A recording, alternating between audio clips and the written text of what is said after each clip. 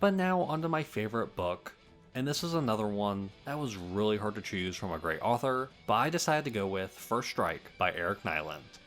Eric Nyland was obviously going to get this first spot. All three of his books he's written I think are really good, but First Strike I think just has something special with it. It tackles what happens literally right after Hail CE and the fall of Reach, which I think is two perfect time periods to like experience within Halo in a book. Because it's like, oh, how did Master Chief get where he was from Hail CE to Hail 2?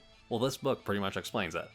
But yeah, this is also another book with Sergeant Johnson, so of course it's going to be good. He kind of takes like a backseat in this book compared to some of the other books I've mentioned, but he's still really good. I love all the humans in this book. They're good, especially like all like the little group that Master Chief has at the beginning. But this book also really tells the story of the Fall of Reach. And one of the reasons I didn't put Fall of Reach in this list is because the Fall of Reach doesn't really cover the Fall of Reach. But First Strike actually shows you those Spartans that did go onto the planet. It really highlights Fred as an amazing character, and I wish we got to see more of him. But yeah, all the sections on Reach are really fun, though it kind of does mess with Halo Reach's story a little bit, though you can just like hand wave it, I think. But it is a little weird. I like seeing just more of Blue Team and the rest of the Spartans that we don't really see in other media.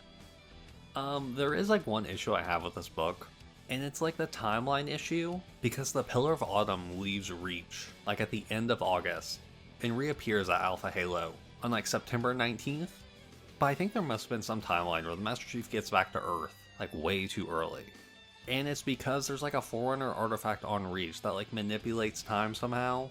When the Master Chief goes back to kind of like check if anyone's alive on Reach, that artifact kind of like mended time a little bit, to where it's still like the beginning of September, and like Dr. Halsey and the Spartans are saved. But it's kind of weird, and like, personally, I think it's a little unneeded, but I'm sure some Halo lore people will be like, oh, it was totally needed to fix the timeline issue.